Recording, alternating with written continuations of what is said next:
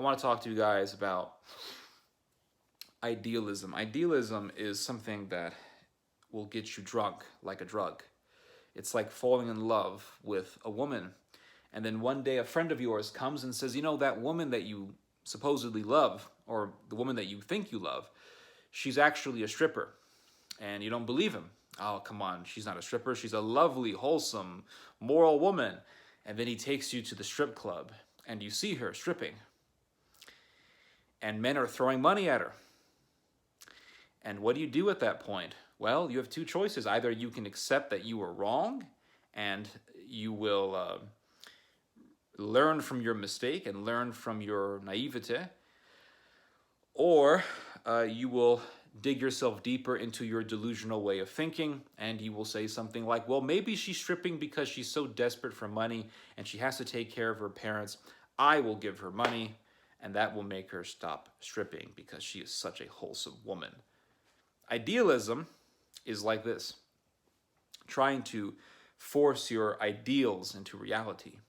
It's like a drug. It's something that is extremely appealing because we as humans, we all have our fantasies and we want our fantasies to be reality because our reality is boring and dull and not really that exciting. And so we want to make life exciting. So how do we do that? We try to make reality, or we try to make fantasy into reality. And that's what makes life kind of interesting because then you have a hope that one day your ideal will become reality.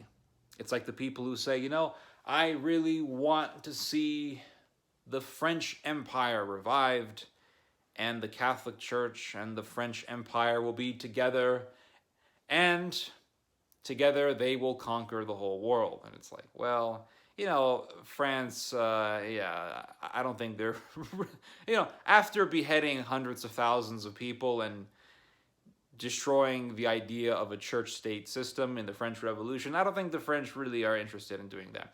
Yeah, but, you know, I read somewhere that it's going to happen. It's like, well, that's your ideal. It's not really based on reality.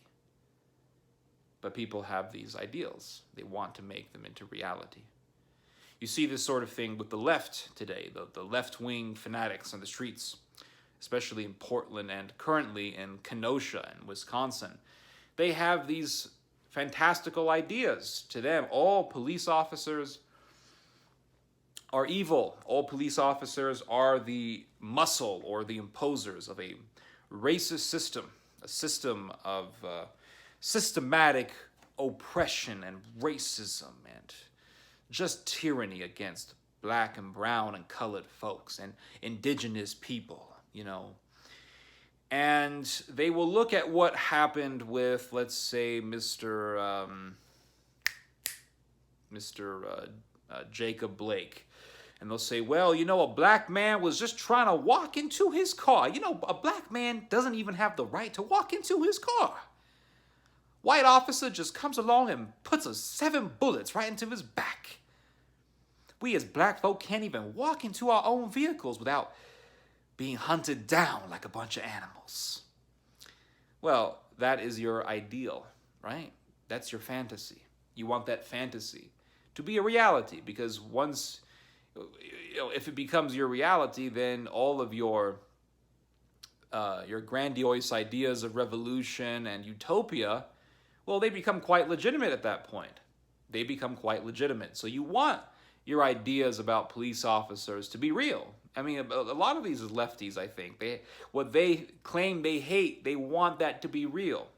The things that they say they want to destroy, they want those things to be real. It's like Don Quixote, and the fact that, you know, in the story he was fighting against windmills. Remember that story, Don Quixote? He was a man who wanted to be a knight for Christendom, and he believed that Christendom was still alive and well. That's what that whole story was about, by the way. It wasn't just a little comedy about some guy who fights windmills thinking that they're dragons. That's not what Don Quixote is about. That's how the story is presented on its face, but going beyond face value, the story of Don Quixote is actually a critique of idealism. And so it's like that. You want the dragons to be real. You want those windmills to be dragons.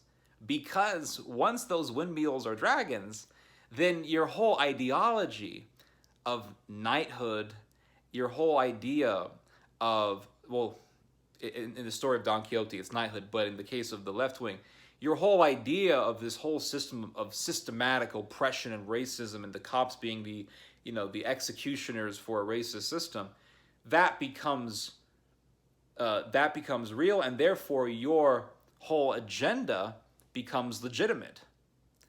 So if your windmills are actually dragons, then your entire construct for life becomes valid and legitimate.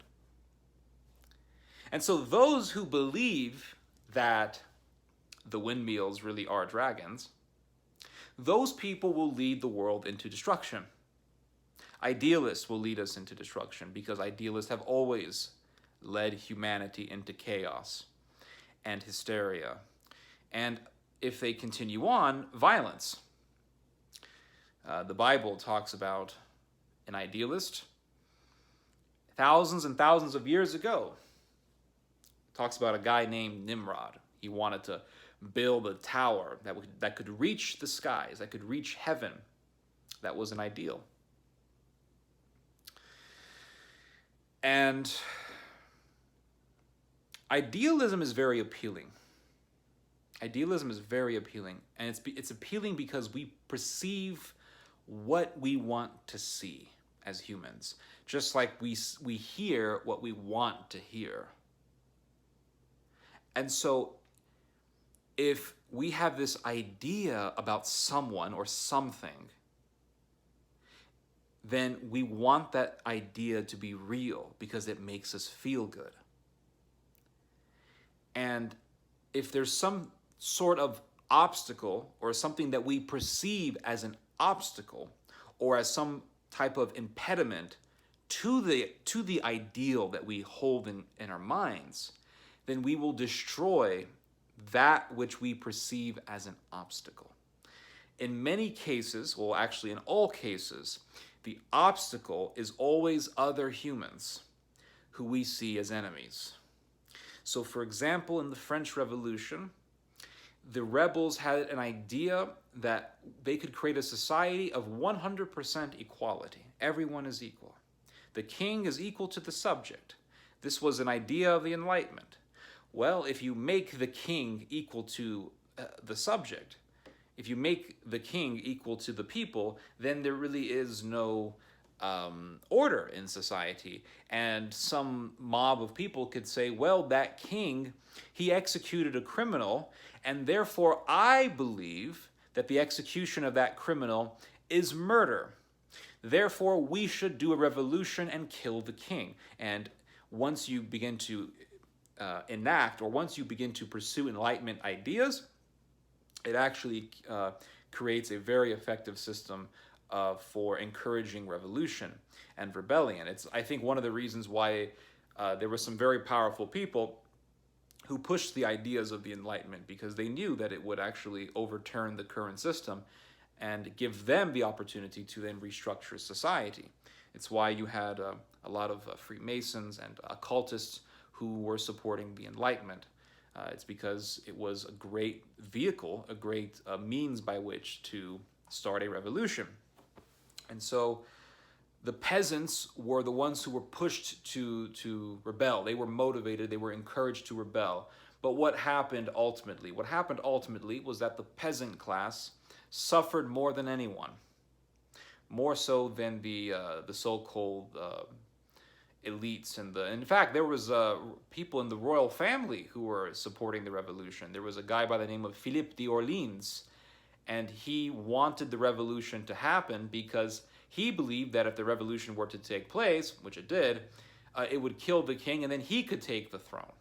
So really, revolutions are pushed by idealists, they are carried out by fools, and they are financed by those who simply want to overturn the current establishment so that they could become the establishment.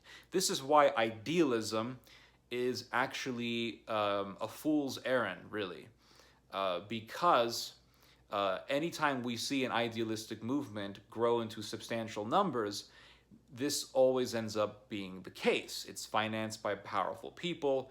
It ends up being a part of a proxy war between different elites, between competing elites. And we end up with a bunch of poor people or working class people suffering more than anyone.